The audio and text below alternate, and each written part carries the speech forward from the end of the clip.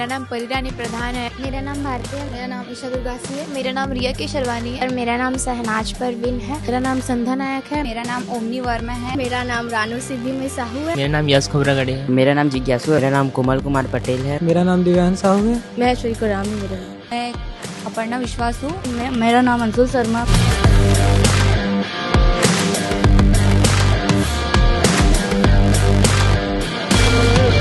आप लोगों को बहुत बहुत बधाई, शुभकामनाएं। सभी प्रावीण्य सूची में आप लोग सफलता हासिल किए हैं।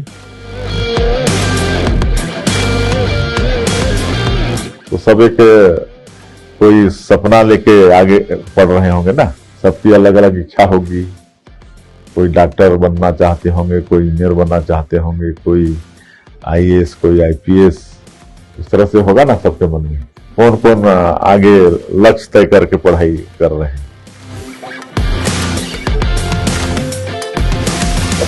First of all very thank to our CM कि उन्होंने हमें यहाँ आमंत्रित किया। यहाँ आके हमें बहुत अच्छा लगा। उनके आवास को हमने विजिट किया, टूर लिया।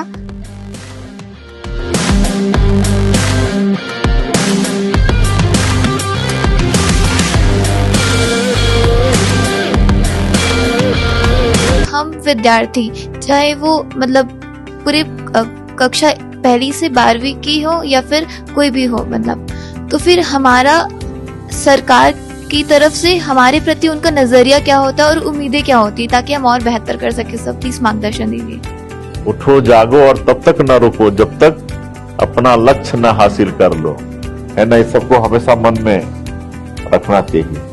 शिक्षा विकास का मूल मंत्र है। बिना शिक्षा के विकास संभव ही नहीं है कि नहीं। एक अनपढ़ आदमी और एक पढ़ा हुआ आदमी, दोनों के जीवन में अंतर रहता है ना, है कि नहीं। तो शिक्षा बहुत जरूरी है। आज तमाम तरह की सुविधाएं हैं, लेकिन उस युग में हम लोग पढ़े हैं ना। उस समय स्कूल घर काहे का होता था, कच्चा होता था। उस समय तो कुछ भी नहीं था ना, तब भी लोग पढ़ते थे। बहुत आप लोगों के पास अपॉर्चुनिटी है, सुविधा है, और ये उम्र लौट के नहीं आता है। इसलिए पढ़ाई में किसी भी तरह से मतलब कोताही नहीं करना चाहिए आप लोगों को। एक सपना लेके, एक लक्ष्य लेके, और काम कोई भी छोटा नहीं। जैसे पूरा साइकिल है, उसमें एक 10, 20, 50 पैसे का एक फालतू होता है, समझते हैं। अगर वो फालतू नहीं रहेगा तो वो चक्का में हवा रुकेगा ही नहीं। तो इसीलिए सबका अपने अपने जगह पर महत्व है। इसलिए एक लक्ष्य, एक सपना कि किस रूप में आप देश की सेवा करना चाहते हो, वो सोच के चलना चाहिए। और सफलता मिलती है जरूर परिश्रम करने से। जितने भी बड़े बड़े महापुरुष को लीजिए, आज हमारे एपीजे अब्दुल कलाम जो राष्ट्रपति हुए, जो मिसाइल मैन के नाम से विख्यात हुए, बड़े साइंटिस्ट हुए, वो क्या करते थे बचपन में। इतने गरीब परिवार के थे कि वो हॉकर का काम करते थे, पेपर पहुंचाते थे, और पढ़ लिख के वो साइंटिस्ट हो गए, राष्ट्रपति हो गए, मिसाइल मैन के नाम से विख्यात हो गए। सीएम सर को बहुत बहुत थैंक्स कहना चाहती हूँ, क्योंकि उन्होंने अपना बहुत ज्यादा कीमती वक्त हमें दिया, और उन्होंने हमारे कई सारे सवालों के जवाब भी दिए, अपना कुछ अपनी लाइफ का एक्सपीरियंस भी शेयर किया, जिससे हमें काफी कुछ सीखने को भी मिला। तो बहुत बहुत अच्छा था।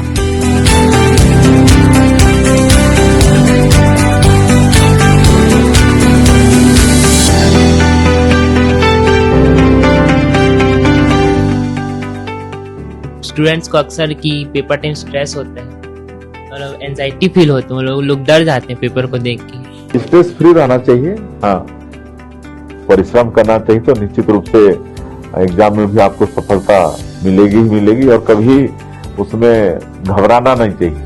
आप हम बच्चों को पढ़ाई के बारे में क्या संदेश देना चाहते हैं? तो एक लक्ष्य लेके पढ़ना चाहिए और पूरी ईमानदारी के साथ मेहनत करना चाहिए। तो उम्र लौट के नहीं आता है कि हम बाद में 2-4 साल बाद पढ़ लेंगे, ऐसा नहीं। अभी जो अवसर आप लोगों का है, पूरी लगन के साथ पढ़िए। सिर्फ एक ही काम अभी तो होना चाहिए आप लोगों का, एक ही ध्यान होना चाहिए कि पढ़ना है।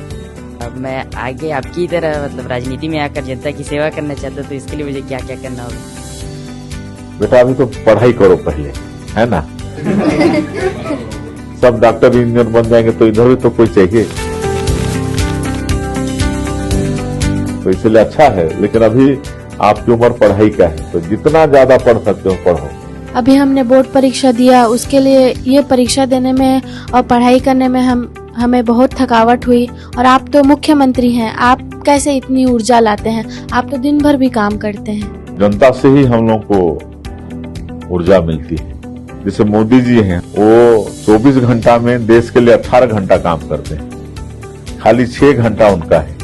तो उसी तरह से हम लोग भी काम करते हैं और लोगों के बीच रहते हैं तो थकान महसूस ही नहीं होता है, उसी में व्यस्त रहते हैं। हम लोग को यहाँ पे इनवाइट करने के लिए आपका बहुत बहुत धन्यवाद। एक स्टूडेंट होने के नाते मेरा सवाल ये है कि आपका डे तो बहुत बिजी रहता होगा चीफ मिनिस्टर होने के नाते, तो आप अपना टाइम कैसे मैनेज करते हैं?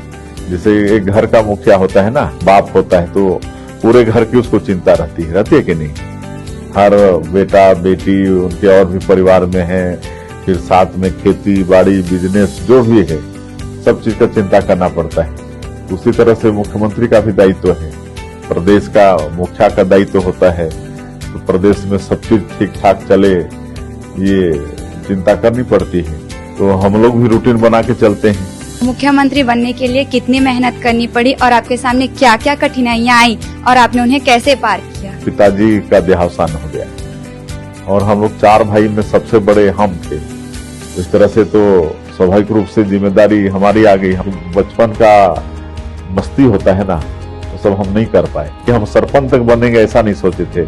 लेकिन जो भी काम हमको मिला, जो भी काम पार्टी ने दिया, चाहे घर का काम, चाहे कोई भी हमको जिम्मेदारी मिली अपने जीवन में, तो उसको एकदम से निष्ठा से हम किए, कोई उसमें काम चोरी नहीं किए।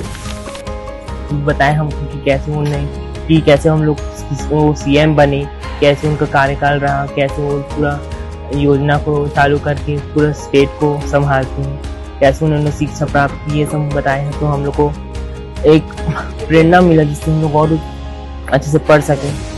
इसलिए सीएम सर को हम लोग धन्यवाद करना चाहते हैं इस तरह से मार्गदर्शन देने के लिए।